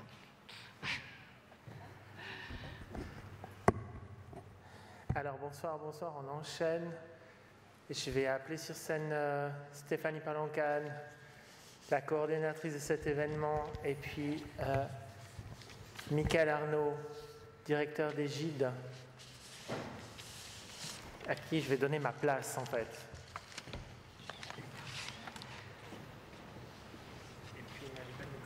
Ça va se faire. Merci Geneviève. Oui, merci Geneviève. Ok, c'est le moment un peu d'émotion. Donc, je suis très heureuse d'avoir réussi, qu'on ait réussi toutes et tous ensemble à créer ce moment, à le créer avec, pour, par, de faire entendre et de donner à voir. Donc maintenant, nous, le seul engagement qu'on va prendre, c'est de perpétuer ça et de faire que ça dure. Et je vais passer la parole à Michael. Merci Stéphanie.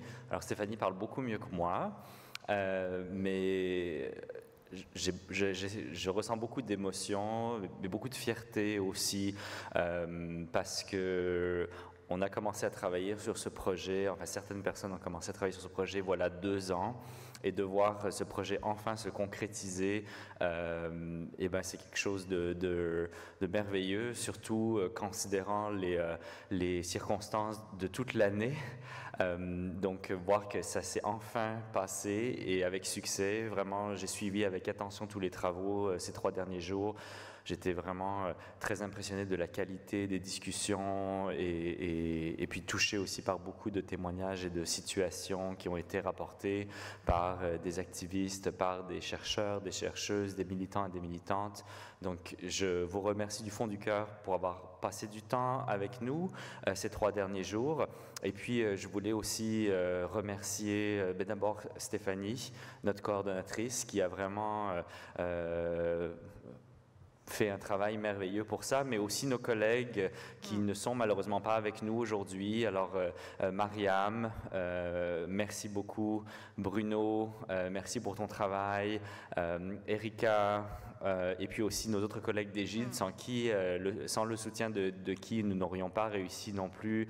Juana, Soumaya, Isaac, et puis Diela aussi.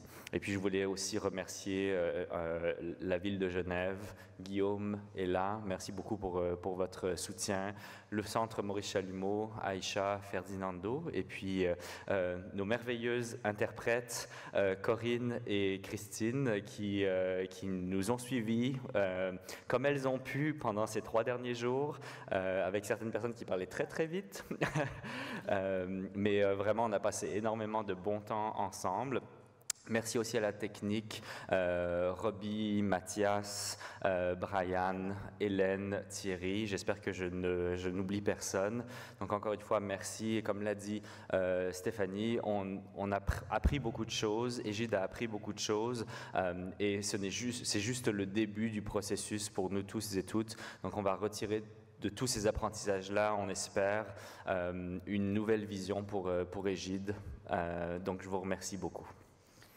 Je vais compléter. Moi j'inviterais bien Aïcha et Ferdinando à nous rejoindre s'ils le veulent sur scène, s'ils le peuvent. Alors, j'ai les spots, donc je ne vois pas trop qui est encore là. Et puis, je vais faire une mention spéciale, effectivement, pour toutes les personnes qui sont derrière la caméra, les régies, etc. etc. Donc, voilà. On a décidé de faire quelque chose d'assez court et on voudrait juste que toutes les personnes qui ne sont pas sur scène, là, avec nous, qui sont en virtuel, mais je vous vois... Est-ce que vous avez envie de nous partager quelque chose? Alors vraiment, faites-le, comme je dis toujours, depuis le cœur et pas depuis la peur. Donc prenez la parole comme ça vous chante.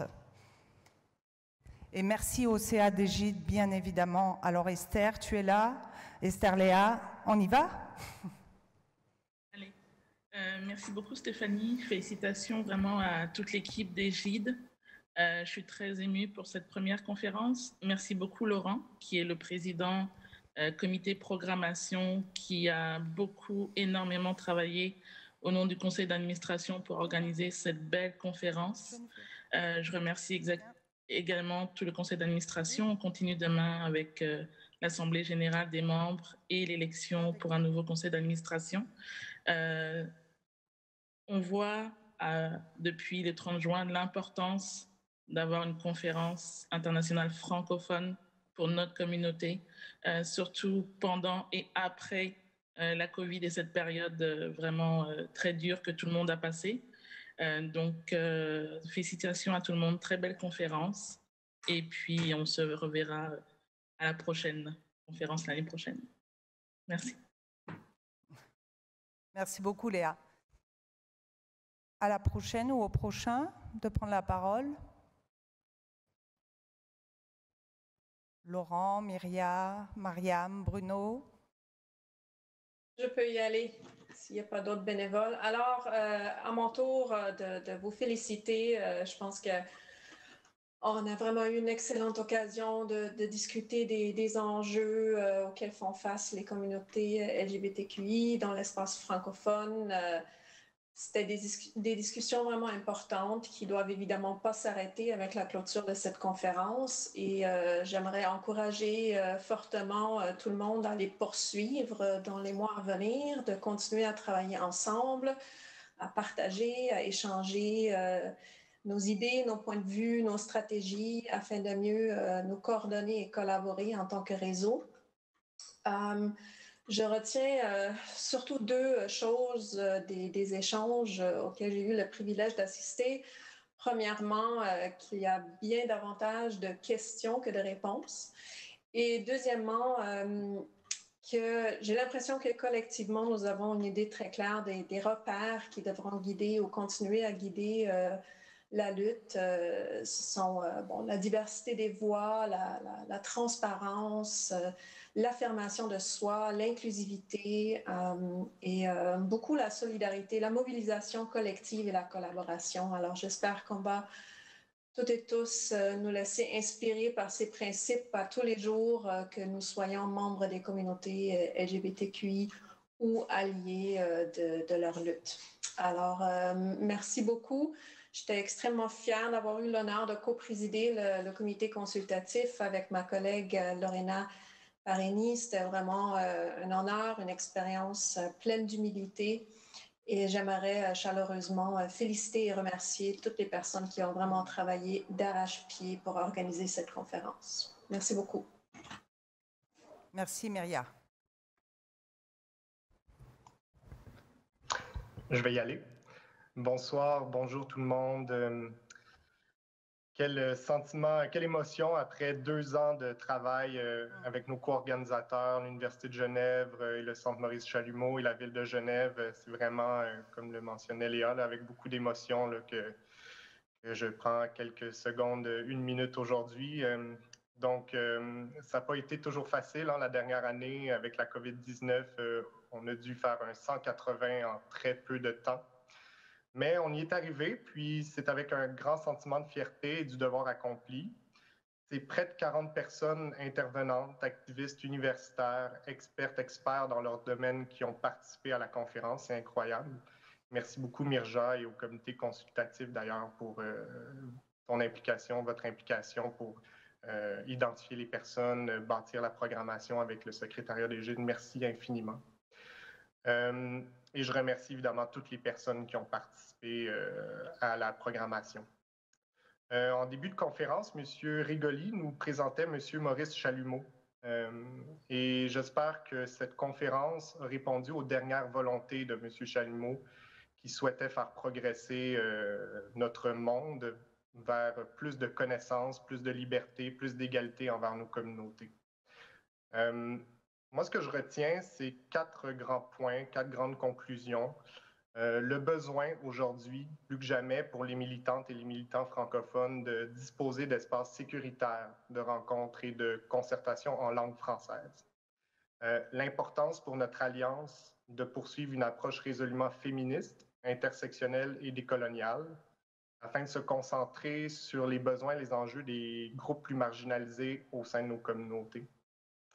Troisièmement, l'importance de combler le manque de données documentant les enjeux des droits LGBTQI de la francophonie. C'est un manquement qui contribue malheureusement à l'invisibilité des activistes et de nos communautés. Puis, quatrièmement, la nécessité de porter les histoires des personnes LGBTQI francophones dans les mécanismes de plaidoyer internationaux, ce qui inclut notamment les procédures spéciales aux Nations Unies pour la protection des droits humains. Il y aura évidemment toutes sortes d'autres conclusions et qui permettront à Égide, au cours de l'année, de nourrir la réflexion et d'orienter nos stratégies pour la mobilisation, le plaidoyer et l'action de nos membres. Pour terminer, j'avais dit 1 minute. Pour terminer, en tant que président du comité de programmation d'Égide, j'aimerais d'abord remercier mon comité, Diego Herrera, Frida, Evelyne Fournier, Rwanda Alonso, Solange Musangania, Star Rugori, Juana Alonso, Zoher Ouldedine, Déon Mergerie. Donc, merci à mon comité qui a été présent au cours des 2 ans et qui se sont impliqués au niveau du conseil d'administration pour porter le projet de conférence. Et évidemment, pour vraiment terminer, je souhaite exprimer mon immense gratitude, mon immense reconnaissance et remercier le comité organisateur de la conférence. Donc, Michael Arnaud, DG d'Égide, travail exceptionnel. Stéphanie Palacan, également Juana Alonso, Bruno Laprade, Mariam Manaï, Ferdinando Miranda de l'Université de Genève avec Aïcha Marlène Koné-Sané, de la ville de Genève, Guillaume Mandicourt et Eya Autier. Donc, franchement, un grand merci et bravo. Vous pouvez être absolument fiers de ce qui vient d'être réalisé au cours des derniers jours. Et j'ai déjà hâte de m'impliquer, si ça advient, pour une prochaine conférence. Donc, bravo. Puis, fêtez ce soir, vous le méritez. Merci Laurent. Alors, pour préciser, Laurent faisait partie du comité organisateur aussi, donc tu peux t'attribuer ce que tu viens de nous attribuer. Qui veut prendre la parole? Bruno, Mariam, Guillaume est là. Je vais juste peut-être dire un mot pour la ville de Genève. C'était l'idée d'accueillir cette conférence à Genève. Elle est née en fait en début 2018. La candidature, c'était tout début juillet 2018. Bon, voilà, c'était un très long processus. Évidemment, il y a eu la Covid entre-temps. On aurait adoré vraiment beaucoup pouvoir accueillir cette conférence en présentiel, vous accueillir tous et toutes à Genève. Ça n'a pas été possible, mais j'espère que vous vous êtes sentis en connexion. En tout cas, nous, on l'a été vraiment avec nos adelphes LGBTIQ+, plus de toute la francophonie. C'était vraiment un grand honneur pour la ville de pouvoir accueillir la retransmission ici. Mes remerciements vraiment à toute l'équipe. Je l'ai dit, c'était un long processus qui se termine, donc il y a beaucoup d'émotions ici, vous l'avez compris, mais c'était vraiment exceptionnel. On était ravis aussi de pouvoir vous proposer cette pré-conférence des villes inclusives qui, j'espère, a amené un complément appréciable et apprécié aux réflexions. Et vraiment, vous pouvez compter sur les villes, vous pouvez compter sur les gouvernements locaux, vous pouvez compter sur la ville de Genève pour continuer le processus. Un grand merci à ma collègue Ella pour m'avoir secondé dans cette organisation ici pour la ville de Genève. Merci à toutes et tous. Je ne vais pas faire plus long, mais vraiment un gros cœur depuis Genève à toute la francophonie et à toute l'organisation ici. Merci beaucoup. Merci Guillaume. Moi, j'aimerais bien entendre Mariam et Bruno. Je ne sais pas combien de temps il nous reste, mais je voudrais vous entendre. Je vais essayer de faire rapide.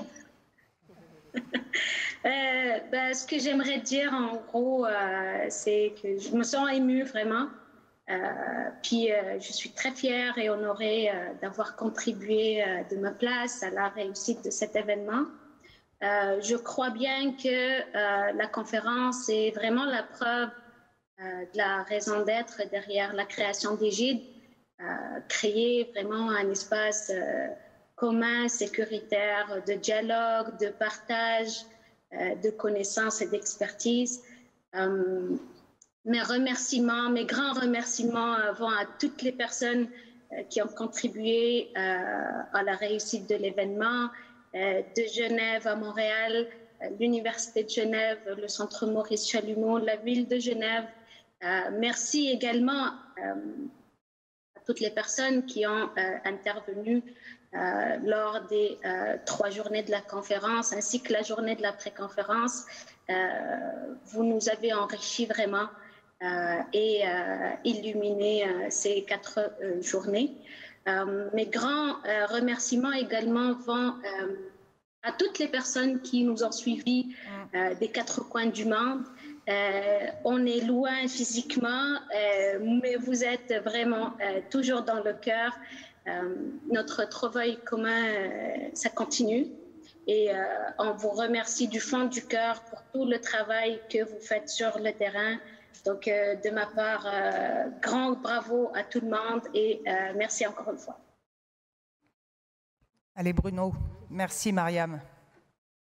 Si je peux poursuivre dans la lignée de ce que Mariam a dit, moi, j'étais derrière à la technique à regarder notamment le chat et à voir à quel point les gens avaient envie de partager aussi, alors que si on avait été justement à Genève, on aurait pu avoir des échanges beaucoup plus riches. Comme Victor Madrigal le dit, on aurait pu se rendre jusqu'à la porte pour continuer les discussions, aller même plus loin dans la ville à Genève. Et donc, moi, je sais que le chat a eu des aspects frustrants pour plusieurs personnes qui n'ont pas pu communiquer ou avoir discuté toutes les idées qu'elles avaient envie de partager. Mais un grand merci à toutes les personnes qui étaient là derrière à écouter la conférence et qu'on sait qu'ils vont être avec nous pour la suite, que ce soit comme membres d'Égide ou continuer à nous tenir informés. Donc, grand merci à toutes ces personnes-là. J'étais directement en charge de voir engagement-là qui était suivi par la conférence. Et moi, c'est la partie qui m'a particulièrement ému à travers toutes les discussions qu'on a eues. Écoutez, un grand merci. On n'arrête pas de se dire merci, mais je crois qu'on ne se le dit jamais assez. J'avais préparé une petite slide. Alors, je ne sais pas si à la technique... voilà, moi, je vous laisse là-dessus. Prenez soin de vous et on est ensemble.